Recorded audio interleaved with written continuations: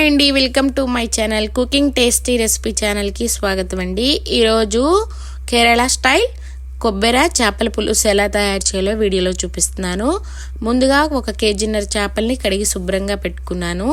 అలాగే చింతపండు పులుసు అండి, ఒక పెద్ద నిమ్మకాయ సైజ్ అంత చింతపండుని పులుసు తీసుకొని పక్కన పెట్టుకున్నాను. అలాగే జింజర్ గార్లిక్ పేస్ట్, ఒక 2 పెద్ద ఆనియన్స్ కట్ చేసుకొని పెట్టుకున్నాను. అలాగే చిల్లీ కూడా.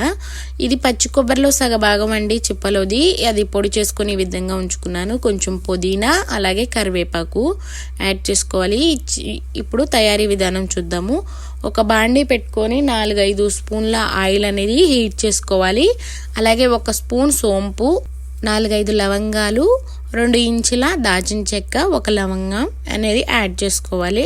అప్పుడు చేపల పులుసు అనేది చాలా టేస్ట్గా ఉంటుందండి, తాలింపులు ఇవన్నీ యాడ్ చేసుకోవడం వల్ల.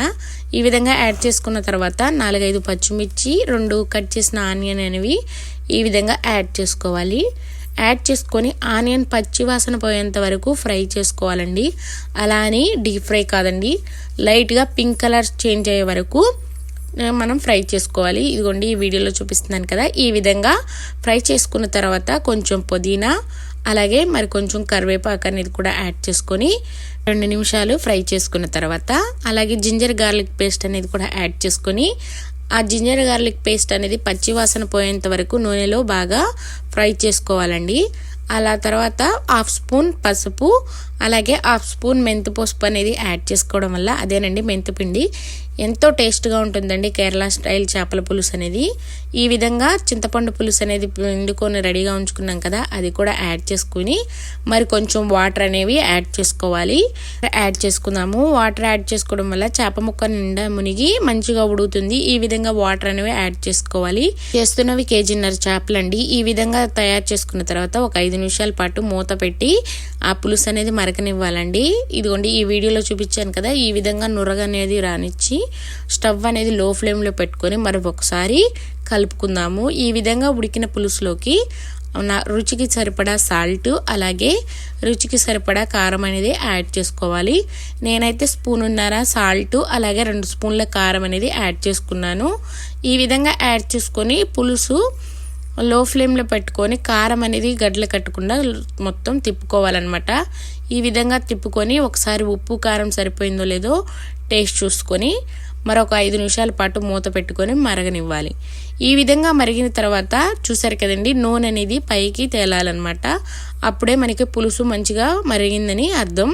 ఈ విధంగా మరిగిన పులుసులోకి ఇప్పుడు మనం చేప ముక్కలు అనేవి యాడ్ చేసుకోవాలి.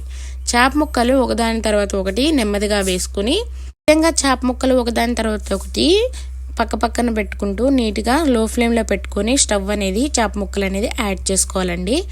చేపలు వేసేటప్పుడు స్టవ్ అనేది లో ఫ్లేమ్లో పెట్టుకొని చేప ముక్కలు యాడ్ చేసుకోవడం వల్ల మనకి త్వరగా హీట్ ఎక్కదనమాట పులుసు. ఈ విధంగా చేప ముక్కలన్నిటిని యాడ్ చేసుకున్నాను నేను.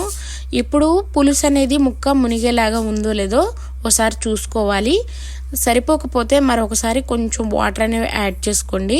ఒకసారి గరిటెతో మొత్తాన్ని కలిసేలాగా కలుపుకొని మంట స్లో ఫ్లేమ్లో పెట్టుకొని మూత పెట్టుకొని మరొక 10-15 నిమిషాల్లో చేప ముక్కలు అనేవి ఉడుకుతాయండి. మంట ఎప్పుడు హై ఫ్లేమ్లో పెట్టుకోకూడదండి. చేప పులుసుకి లో ఫ్లేమ్లో పెట్టుకొని ఉడికించుకోవడం వల్ల చేపల పులుసు చాలా టేస్ట్గా ఉంటుంది. ఈ విధంగా ఉడికిన చేపల పులుసులోకి ఇప్పుడు మనం పచ్చి కొబ్బరి అనేది యాడ్ చేసుకుందాము. చేపలు ఉడికేటప్పుడు నూనె పైకి తేలినప్పుడు మాత్రమే ఈ కొబ్బరి అనేది యాడ్ చేయండి. ఈ పచ్చి కొబ్బరి యాడ్ చేయడం వల్ల చేపల పులుసు చాలా బాగుంటుందండి.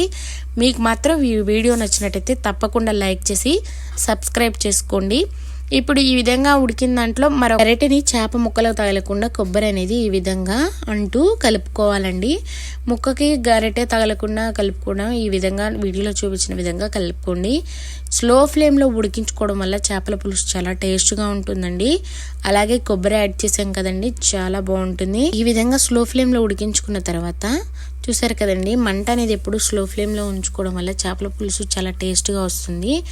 ఇంతేనండి, ఎంతో సింపుల్గా కేరళ స్టైల్ కొబ్బరి చేపల పులుసు ఈ విధంగా తయారు చేసుకోవచ్చు. మీకు కానీ ఈ వీడియో నచ్చినట్టయితే తప్పకుండా లైక్ చేసి సబ్స్క్రైబ్ చేసుకోండి.